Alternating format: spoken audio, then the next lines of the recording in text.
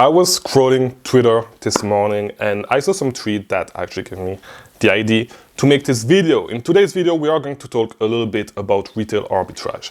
While I was scrolling Twitter when I woke up, I saw some guy that actually posted a picture of a cart full of products that he bought at Target to resell on Amazon.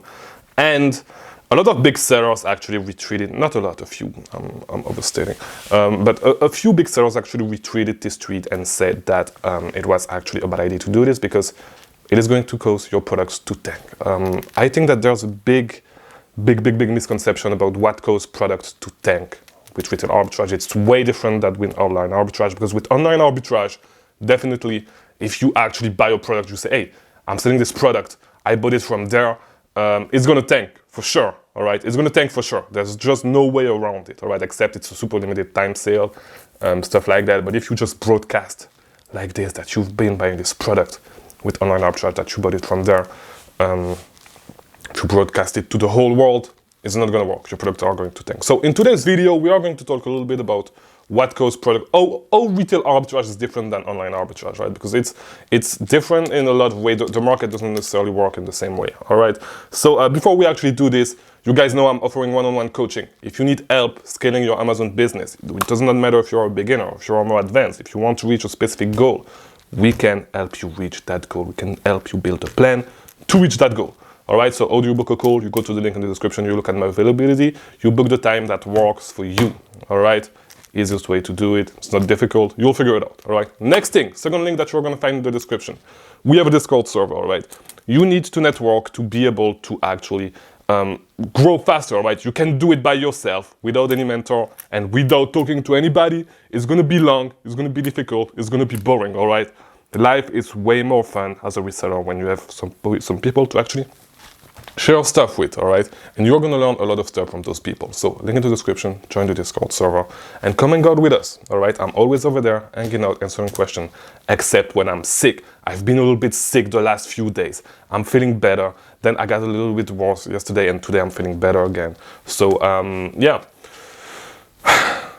join the Discord server. So, as I was saying, I think that most people do not understand that the market works differently for retail arbitrage than it works for online arbitrage, right? I did a lot of retail arbitrage. I think I did more retail arbitrage that I've done online arbitrage in my life as an online, as an Amazon FBA seller, all right? I don't even think that it's been 1 year that I've moved to online arbitrage. I'm not sure. It's not even been 1 year yet. So most of my life as an Amazon seller has been as a retail arbitrage seller, right? And so I kind of understand how it works. No, the thing is that, as I said, the market works way differently, all right? Why do I say this?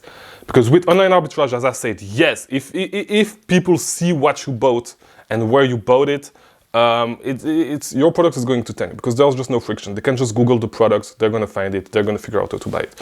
No, with retail arbitrage, it's way different because you need to drive to the store. You need to figure out where the product is available. The product is not necessarily going to be available everywhere, all right? It's not going to be available everywhere in the US. And this is the main way you actually build a moat because yes, of course, like with Target, everybody can go to Target, right? With those big chains. But this is why I believe I've never liked Target as a retail arbitrage seller. But as I said, the biggest way, because if you do not know what a moat is, literally what a moat was something that they dig around castle back in the Middle Ages, right, to avoid people jumping into the property and actually attacking you, all right, attacking your castle and stuff like that. Actually Warren Buffett used this term of a moat, having a moat around the business is basically, making it difficult for other people to jump into, for the competition to jump into your industry to make the same thing as you do.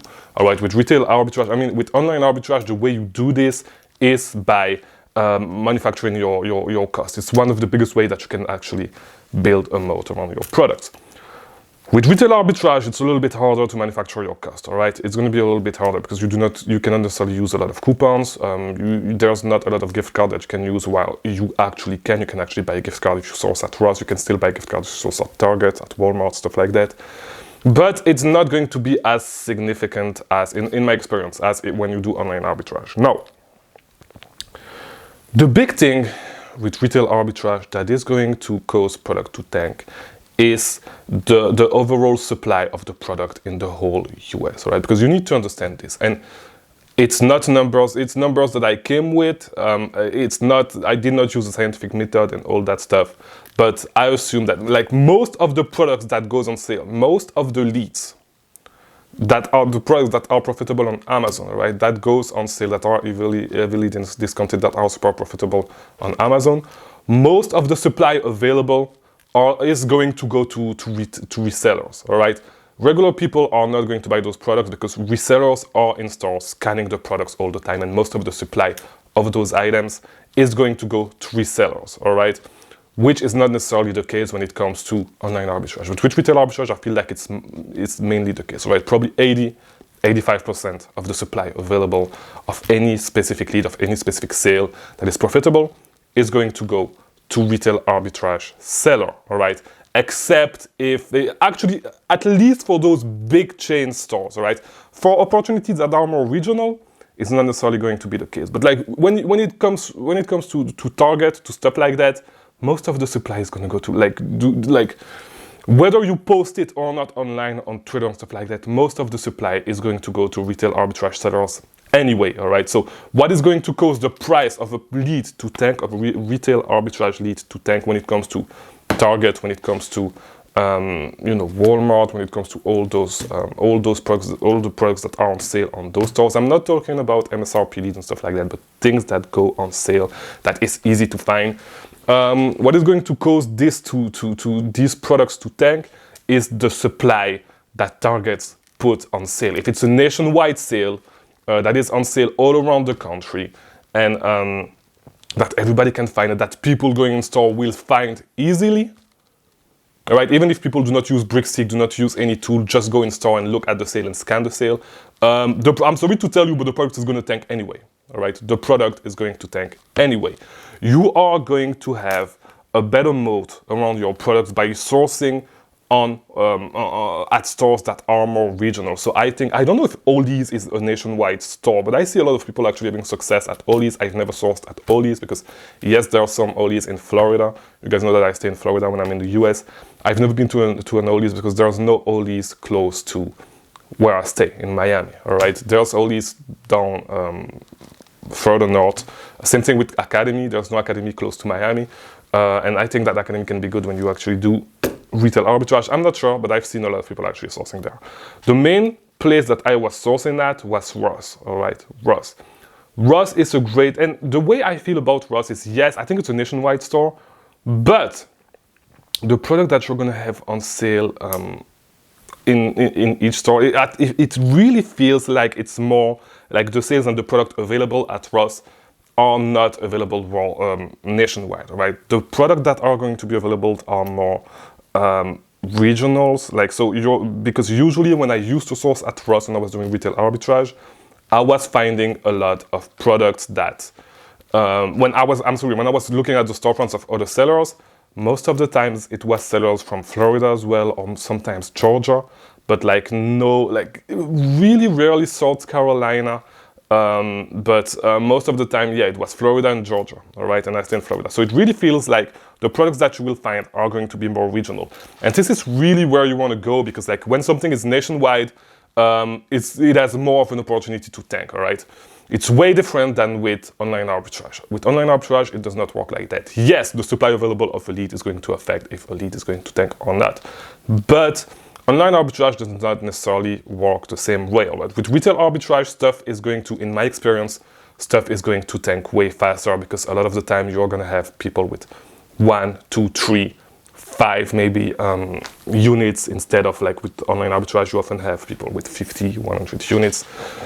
And so because of that, you know, it's not as important for people. Like if they see the price going down, they will just liquidate the product. It's just one product, right? With online arbitrage, you are going to think differently if you actually have 100 units if you have 100 units, 200 units in stock, all right? Because your loss is going to be way bigger. You're going to reprice way differently if you do retail arbitrage. It's not exactly the same thing. It does not work the same way. So yeah, just try to think about it this way. Always try to think about what is going to cause a product to tank. It's way different for retail arbitrage than it is for online arbitrage. If you have, I say this because if you source at Target and stuff it's not going to change anything if you actually post a picture of your cart, all right? If you post a picture, if you say that you've been sourcing at Target, stuff like that, it's not going to change a lot, all right? It's going to be... No, it's not going to change a lot, all right? It's going to be the same thing. Products are not going to tank. No, when it comes to online arbitrage, yes, of course, it's going to tank. But if you find a regional store, all right, that you source at, that you've had some success with doing retail arbitrage, do not share this store, of course. Do not start posting your cart, all right? The real gold when you do retail arbitrage is when you find those regional stores that are not available in the whole US, and you start actually finding some good products. This is why I think if you are in Miami, if you are in the South, I've never sourced at Publix, but if you look at the BOGO deals at Publix, you can probably make a lot of money in the grocery category and like the small, not the small appliance category, but like the light, everything that's light bulb, everything that's air freshener, all that stuff. There's often BOGO deals. You can find them and it's not available in the whole US. So you can probably make a lot of money like this. Same thing with, how is that called, that store called? I think it's Mayor. It's a store that is only available in the Midwest. It's not Mayor. Is it Mayor? It's another one of those stores. If you live in the Midwest, even if you do online arbitrage, it's a great store to source because people in the rest of the US cannot actually buy from this store. So all those regional opportunities are amazing if you actually want to make money and if you want to have a moat around your products. So that's it for today's video. I hope it was helpful. Let me know in the comments. And yeah, I'll see you tomorrow. Watch these other videos on the screen if you want to keep learning about selling on Amazon. And I'll see you tomorrow. Thank you for watching.